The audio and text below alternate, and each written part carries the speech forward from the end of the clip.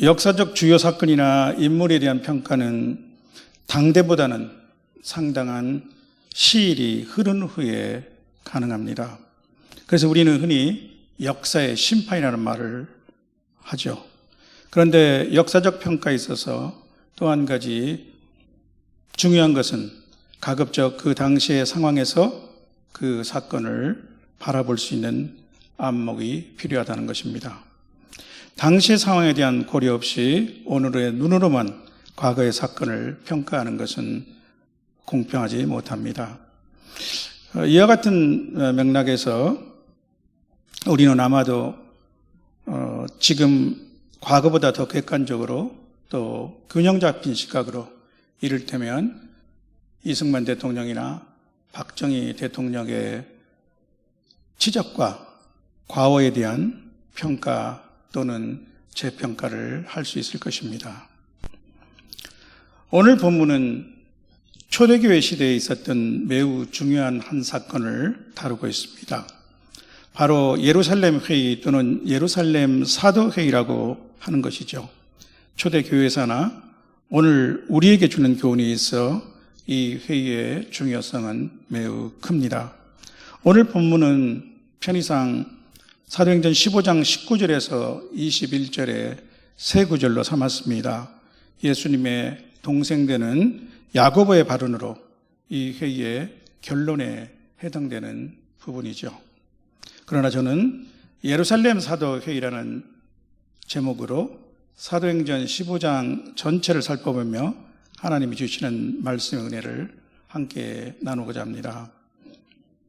수리아 안디옥 교회에 바울과 바나바가 제1차 전도 여행을 하고 돌아왔을 때 한 심각한 문제가 발생했습니다. 어떤 사람들이 예루살렘으로부터 찾아와 주장하기를 모세의 법대로 할례를 받지 아니하면 구원을 받지 못한다는 말한 것이죠. 이들은 1차 전쟁 여행 중 바울과 바나바를 아주 집요하게 괴롭혔던 예수를 믿지 않고 배척했던 유대인들과도 다른 부류의 사람들입니다. 5절에 보면 바리새파 중에 어떤 믿는 사람들이 일어나 말하되 이방인들에게 할례를 행하고 모세의 율법을 지키라 명하는 것이 마땅하다고 주장했다고 합니다. 이들을 어떤 믿는 사람들이라고 표현하는 것을 보아 이들은 복음을 듣고 예수님을 믿거나 아니면 최소한 예수님을 믿는다고 말하지만 아직까지 율법을 철저히 고수해오고 있는 사람들로 보입니다. 그 당시 상황 안에서 이들의 입장을 살펴볼 필요가 있겠습니다. 여러분이 잘 아시는 대로 사람들은 수리아 안디옥 교회 제자들을 처음으로 그리스도인이라고 부르기 시작했습니다. 그러나 아직 기독교는 유대교의 우산 아래에 한 분파로 태동하는 상태에 있었습니다. 예수님과 예수님의 제자들이 모두 유대인이셨고 이들의 하나님은 동일한 여호와 하나님이셨습니다. 또 그들의 성경은 구약 성서였습니다. 따라서 유대인 중 예수를 메시아로 믿게 된 사람들은 여전히 신실히 율법을 지켰습니다. 할례를 받고 율법을 지키는 것은 이들에게는 너무나 당연한 것이었죠. 아마도 예수님도 할례를 받으셨고 또한 내가 율법이나 선지자를 폐하러 온 줄로 생각하지 말라. 폐하러 온 것이 아니요 완전하게 하려 함이라라고 말씀하셨기 때문에 더욱 그러했을 것 같습니다. 그런데 문제는 복음을 듣고 예수를 믿게 된 이방인들이 급속히 증가하기 시작한 것입니다.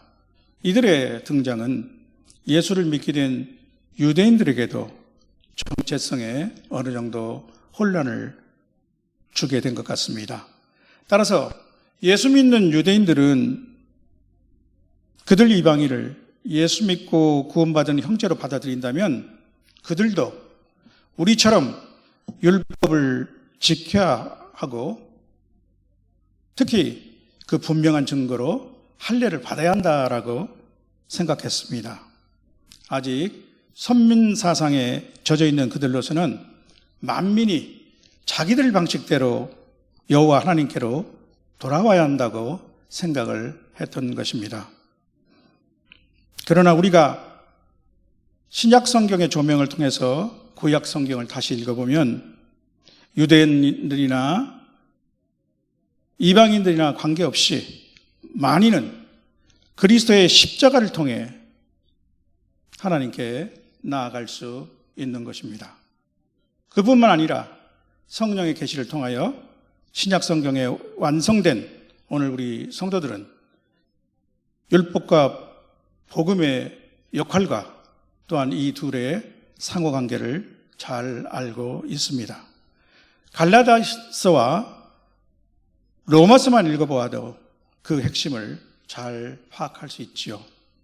따라서 여러분은 이들의 주장에 본질적 문제점이 있다는 것을 즉각 간파하실 수 있을 것입니다. 구원의 조건에는 그리스도의 복음, 즉 예수 그리스도의 십자가 죽음과 부활 외에 어떤 것도 추가될 수 없습니다. 할례를 받아야 구원을 받는다는 주장은 복음을 변질시킵니다. 그것은 다른 복음이고 거짓 복음입니다. 안디옥 교회는 예루살렘에서 왔다는 사람들의 주장에 잠시 혼란에 빠졌습니다. 그래서 사도들이 있던 예루살렘 교회에 사람들을 보내어 이 문제에 관한 명백한 의견을 듣기로 결정했습니다. 바울과 바나바 그리고 몇 사람을 대표로 파송했습니다. 예루살렘 회의가 그렇게 소집된 것이죠. 사도와 장로들이 함께 모였습니다. 7절 초반을 보면 많은 변론이 있은 후에라는 말이 나오는데 아마도 이방인들이 먼저 할례를 주장하는 유대인들이 자신들의 견해를 설명했고 또 이에 대해서 찬반 양론이 있었던 것 같습니다. 그 7절에서 11절까지 베드로의 발언을 들을 수 있습니다. 베드로는 사도행전 10장에서 로마 백부장 고넬료의 초청을 받고 그 집에 가서 복음을 전했습니다. 그는 특히 하나님이 환상을 통해서 이방인에 대한 자신의 편견을 고쳐주시고 또 이방인 고넬료의 가정에 성령이 강림하시는 것을 직접 목격하는 체험을 하였습니다. 이 사건은 누구보다도 베드로 자신을 놀라게 하는 것이었습니다. 자신이 깨닫게 된 하나님의 뜻을 그래서 그는 다음과 같이 말했습니다. 총 5가지로 이 얘기를 했는데 첫째로 하나님은 이방인들에게 복음의 말씀을 들어 믿게 하시려고 너희 가운데서 나를 택하셨다. 두 번째로 우리에게 같이 그들에게도 성령을 주셨다. 또한 세 번째 믿음으로 그들의 마음을 깨끗이 하사 그들이나 우리나 차별하지 않으셨다. 또 네 번째 그런데 우리 조상과 우리도 능히 매지 못하던 율법의 멍에를 이방인 제자들에게 씌우려는 것은 하나님을 시험하는 것이다. 그리고 다섯 번째로 우리는 그들과 동일하게 주 예수의 은혜로 구원받은 줄을 믿는다. 베드로는 진리에 입각해서 예수를 믿는 사람으로서 유대인과 이방인의 공통점을 잘 부각하고 설명했습니다. 유대인도 구원은 주 예수의 은혜로 받는다. 하나님은 이방인에도 성령을 주셨다. 유대인에게도 율법은 능히 매지 못할 멍에다.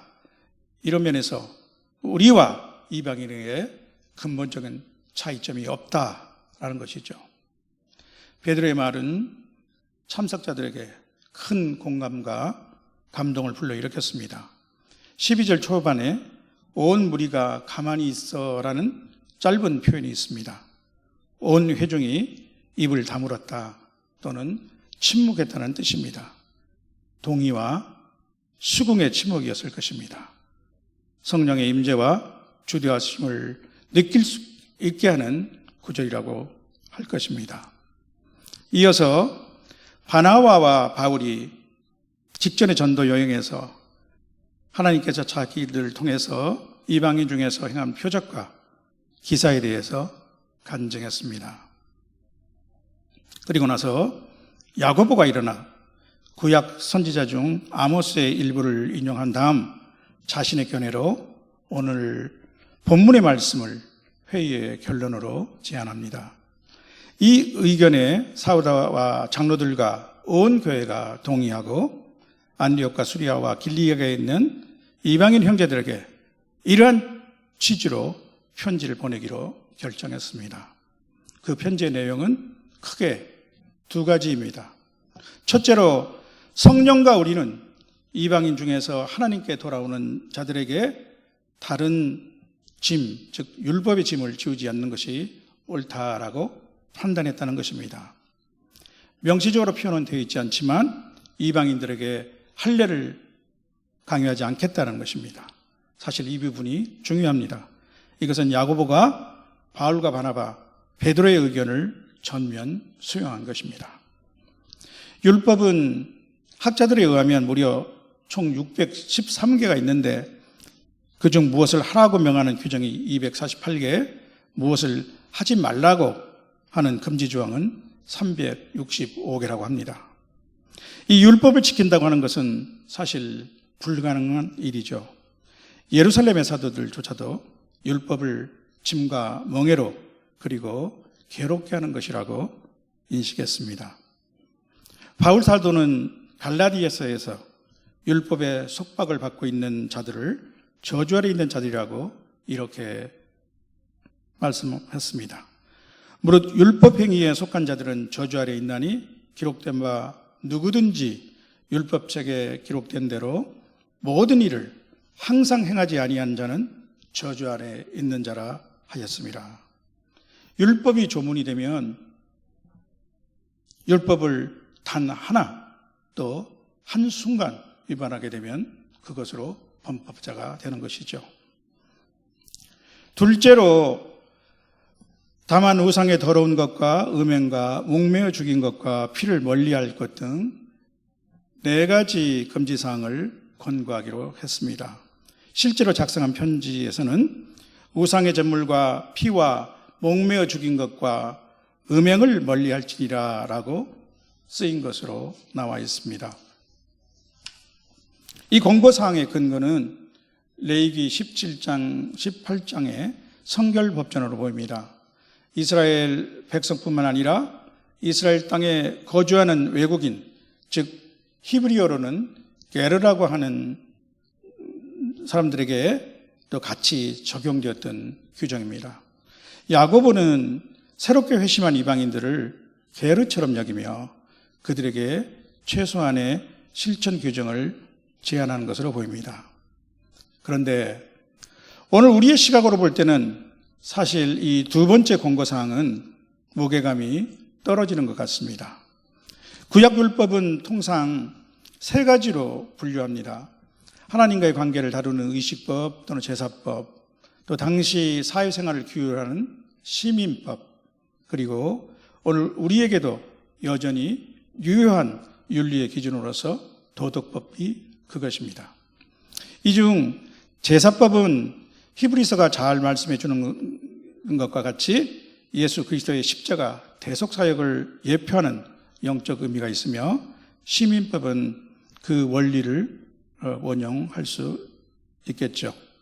아무튼 이 4가지 금지사항 중 도덕법에 해당하는 음행 외에 특히 다른 3가지는 더 이상 유효하지 않는 의식법 중 음식법에 해당되는 것으로 보입니다.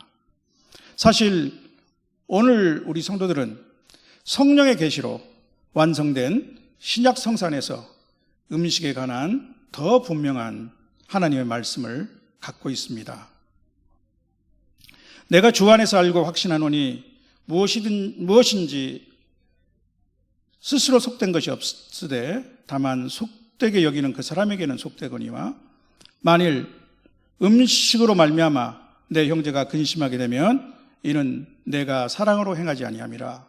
그리스도께서 대신하여 죽으신 형제를 내 음식으로 망하게 하지 말라. 로마서 14장 14절 15절 말씀입니다. 또 그러므로 먹고 마시는 것과 절기나 초하루나 안식일을 이유로 누구든지 너희를 비판하지 못하게 하라. 이것들은 장래일의 그림자이나 몸은 그리스도의 것이니라.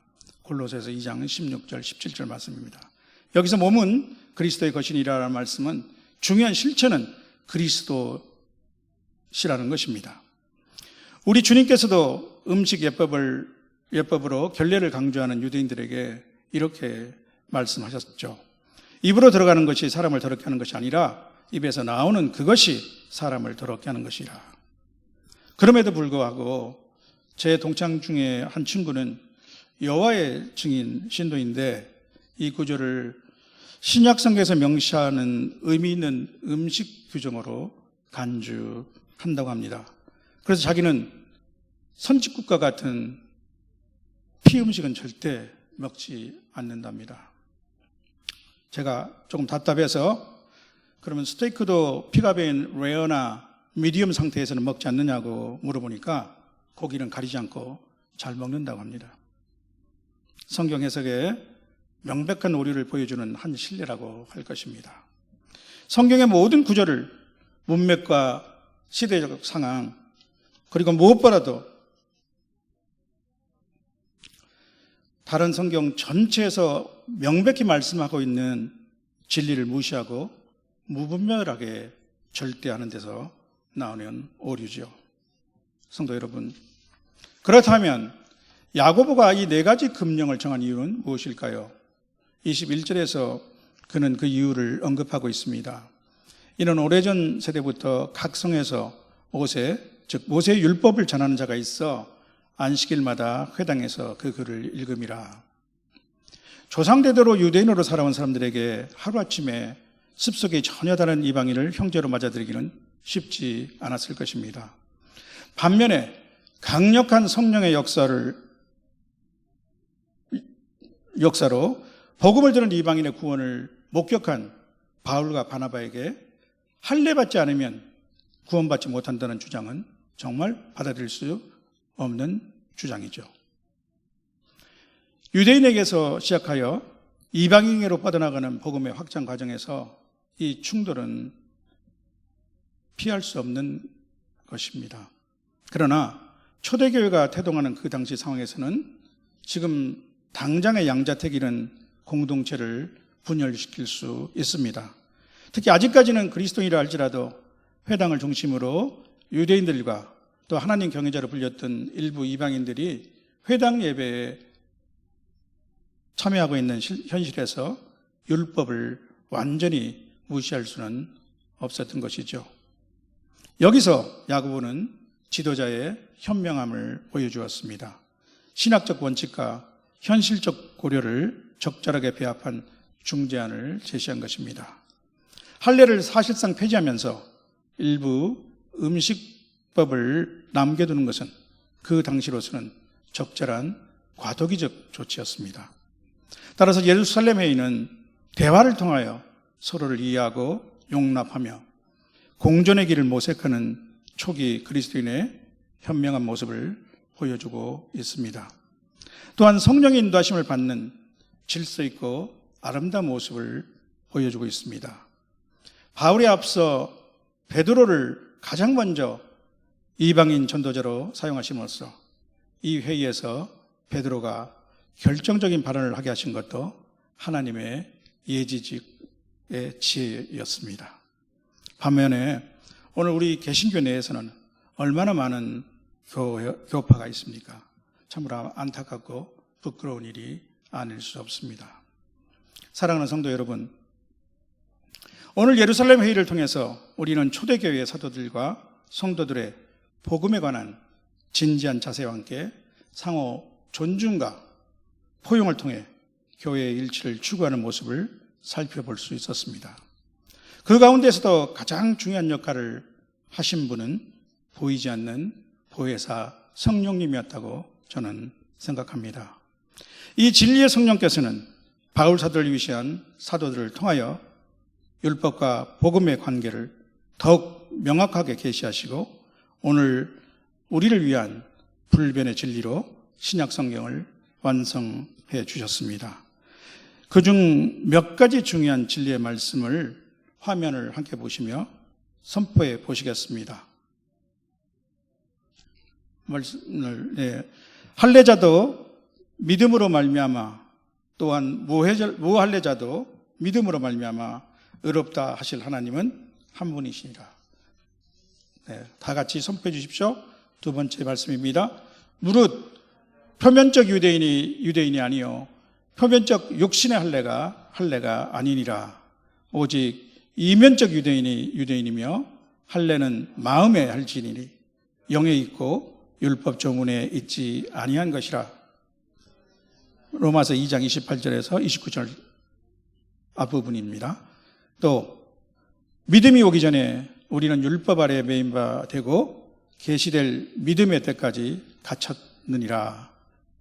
갈라디아서 3장 23절 말씀입니다.